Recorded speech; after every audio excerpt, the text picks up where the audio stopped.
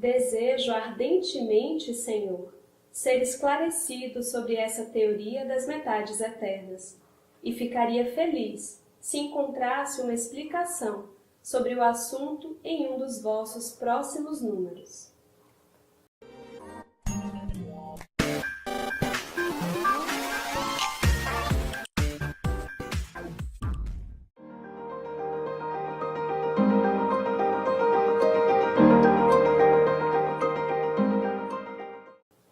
Hoje nós teremos mais um episódio especial com a participação do nosso amigo Adeilson Salles. Seja muito bem-vindo.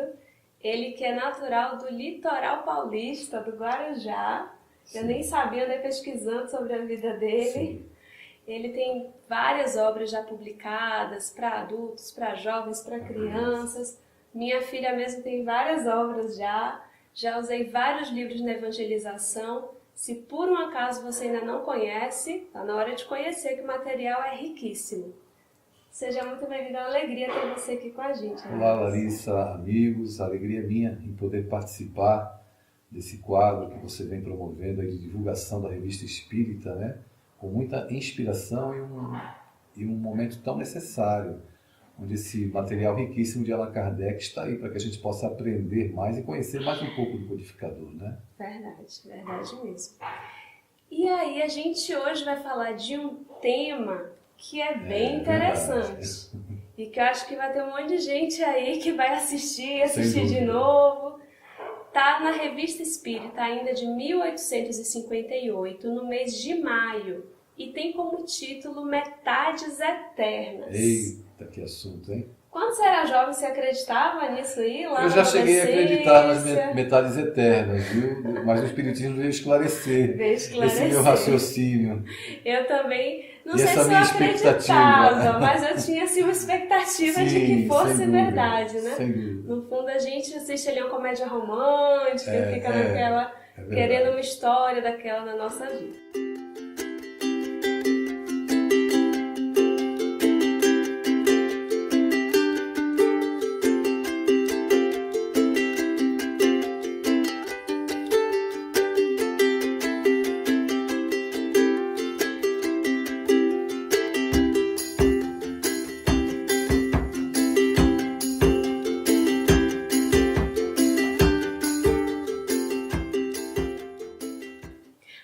A história que está lá no artigo é bem interessante. Inclusive, quando a gente começa a ler, sim, a gente vai sendo conduzido a acreditar em metades eternas, né? Sem dúvida. No primeiro trecho. Porque, na verdade, é um assinante da Revista Espírita que conta para Kardec uma história pessoal. Ele havia sido casado e ele fala que era um casamento harmônico, sim, tranquilo, e a esposa dele veio a desencarnar. Eles tinham 6 filhos. Eu acho, inclusive, que essa experiência é bem difícil, né? A pessoa está casada, está num casamento tranquilo, constituiu família e, de repente, sim, um dos dois veio a desencarnar. E foi exatamente nesse momento de solidão que ele descobriu um grupo familiar, que era um grupo espírita na época, e então ele começou a ter comunicações dessa esposa desencarnada. E aí eu gostaria de ler alguns trechos antes de fazer a primeira pergunta para o Adeilson. Ele fala assim com a esposa: querida amiga, porque, apesar de todo o nosso amor, acontecia que nem sempre nos punhamos de acordo nas diferentes circunstâncias de nossa vida comum. E porque muitas vezes éramos forçados a nos fazer mútuas concessões para vivermos em boa harmonia. E agora a resposta dela, que é o mais interessante. Ela me respondeu isto: meu amigo, éramos pessoas honradas e honestas. Vivemos juntos e não poderíamos dizer do melhor modo possível nesta terra de provas.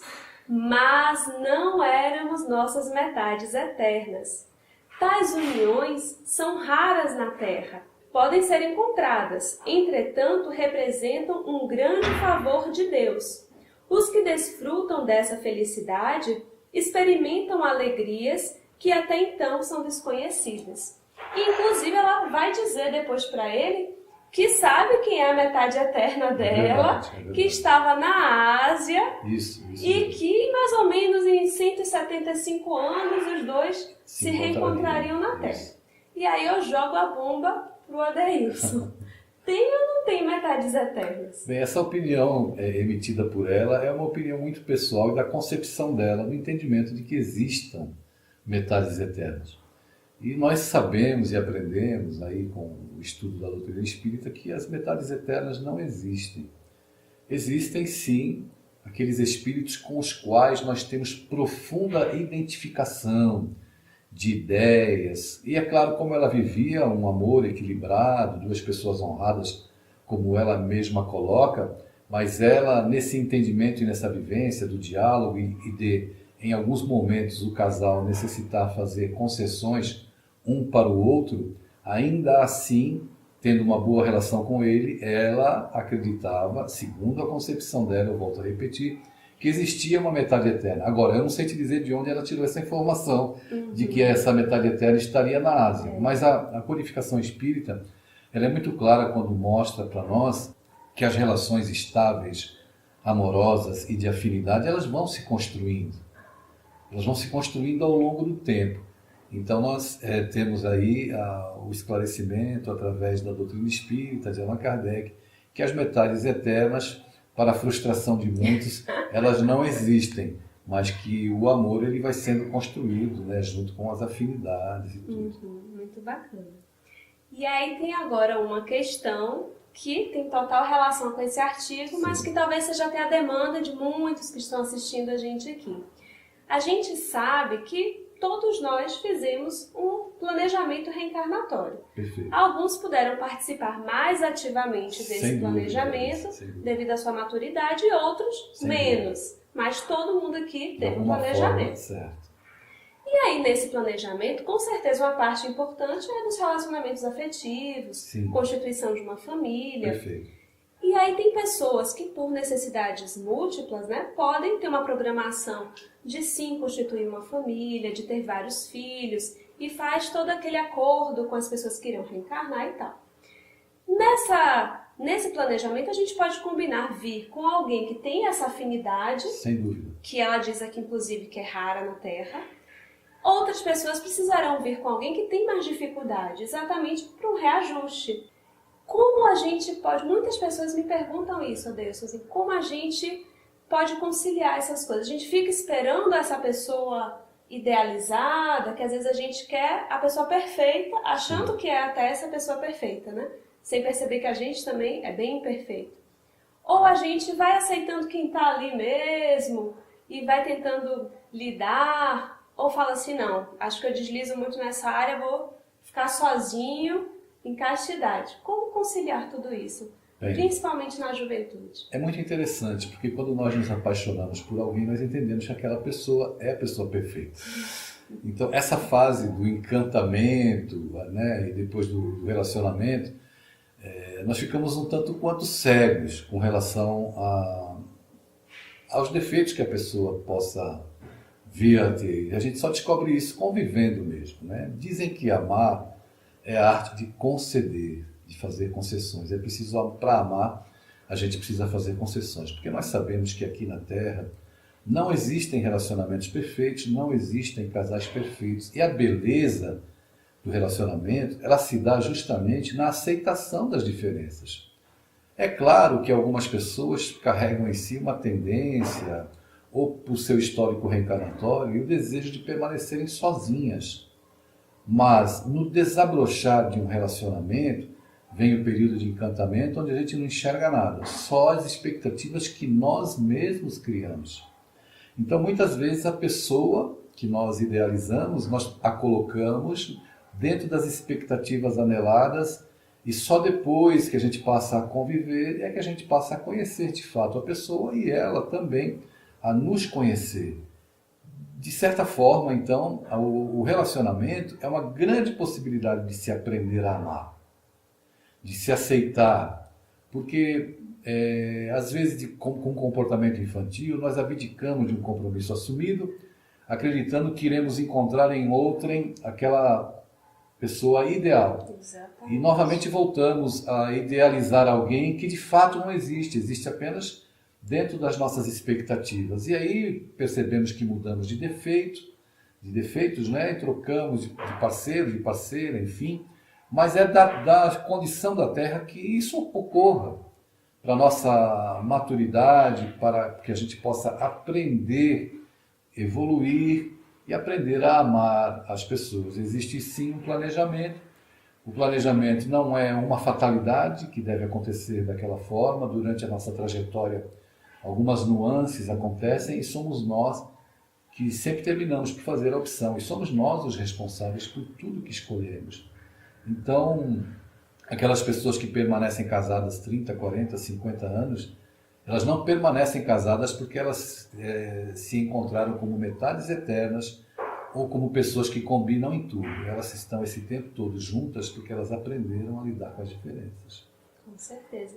E uma coisa que eu tenho percebido, assim, no meu pouco tempo de caminhada, mas tem ficado cada vez mais claro para mim, é que aquilo que é para ser tem muita força. Sem dúvida. Então, muitas vezes a gente quer adivinhar o nosso planejamento e não percebe que a vida vai nos dando sinais muito Vai claros conduzindo. do que precisa ser realizado. É verdade, porque nós, dentro desse programa, existem aqueles amigos espirituais que zelam por nós, que estão aí apontando a direção. Se nós nos permitirmos enxergar e buscar esses sinais que a vida vai dando de maneira muito sutil, a gente sempre vai encontrar o norte, o caminho correto a seguir.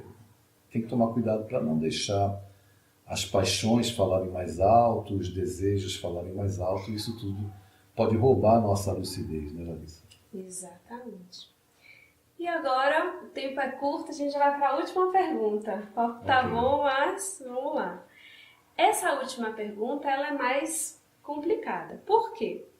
Na Revista Espírita, inclusive tem na segunda parte desse artigo perguntas feitas ao Espírito São Luís, que foram publicadas depois na segunda edição do Livro dos Espíritos. Na primeira Sim. ainda não, porque ainda não tinha tido acesso a isso, mas na que a gente usa hoje, que é a segunda edição, já estão lá essas perguntas e respostas sobre as almas gêmeas ou sobre as metades eternas, que é sobre isso que a gente vai falar agora. No Livro dos Espíritos vai ser dito assim: a teoria das metades eternas é uma figura da união de dois espíritos simpáticos. É uma expressão usada mesmo na linguagem vulgar, por isso não devemos tomá-la ao pé da letra, que é o que o Adeilson já falou com a gente. Deve-se, pois, rejeitar a ideia de dois espíritos criados um para o outro, e devendo um unir-se fatalmente para a eternidade, depois de terem estado separados por tempo mais ou menos longo. Isso está no Livro dos Espíritos. E aí o Emmanuel, o benfeitor, o guia espiritual do Chico Xavier, diz pra gente o seguinte: no sagrado mistério da vida, cada coração possui no infinito a alma gêmea da sua, companheira divina para a viagem à gloriosa imortalidade. Inclusive, isso gerou uma enorme polêmica e depois foi publicado como nota no final do livro Consolador. O Emmanuel se posiciona sobre isso. Ele diz assim: eu não falei em metades eternas. Eu concordo plenamente com a codificação, somos individualidades. A história é mais complexa, ele também diz isso, a coisa é mais complexa do que parece, mas estou falando em almas gêmeas e espíritos afins. Como você conciliaria essas informações, Adeilson?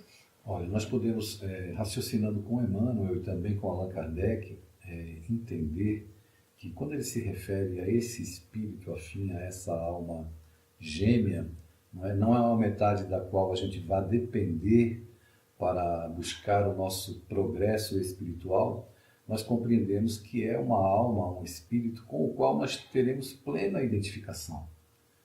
Isso não significa o entendimento apenas de casal, marido e mulher.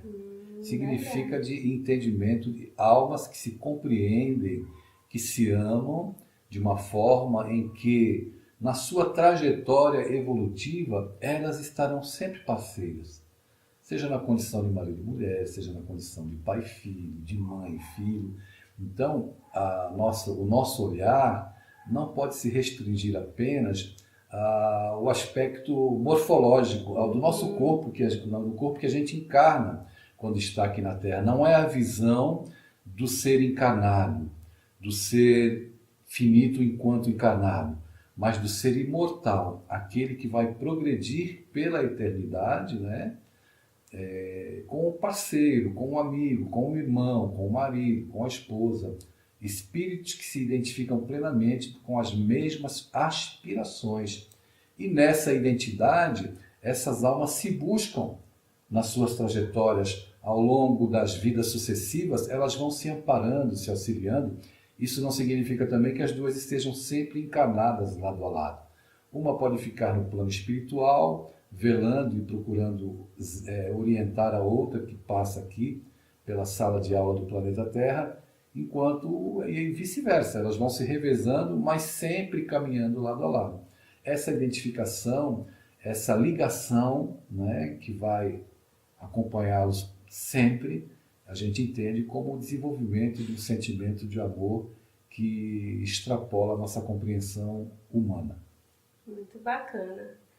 Ficamos por aqui agradecendo imensamente por essa oportunidade, por ter nos dado esse momento aqui de aprender um pouco mais com a Adeilson. Espero que vocês tenham gostado e que a gente tenha outras oportunidades. Obrigado, da sua Larissa. participação. Eu agradeço, te parabenizo mais uma vez, né? E conte com o meu apoio, o meu carinho. Estamos sempre à disposição para um trabalho tão belo e tão necessário para a gente refletir nos dias de hoje, contextualizando Allan Kardec para a nossa vida nesses tempos modernos. Muito obrigada, até o próximo episódio.